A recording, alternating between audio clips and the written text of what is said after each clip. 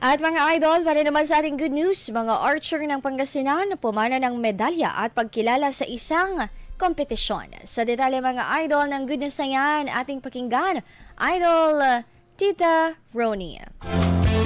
Pumana ng medalya at pagkilala ang ilang miyembro ng San Carlos City Archery Club at iba pang archer mula sa Pangasinan sa isinagawang World Archery Philippines Incorporated Age Group Development Program Leg 2 ng August 8 to 10, 2025 sa Marikina City. Ipinamalas ng mga estudyanteng atleta ang kanilang galing sa pag-asinta sa prestiyosong paligsahan kung saan nagpakitang gilas sina Marquesha Gil Maikest, Johan Spookies mula sa Turak National High School, Leila Gelcano ng VMUF Science High School at sina Juan Daniel Banayos, Ian Gabriel Narciso at Gavin John Raquel mula sa Urdaneta City National High School.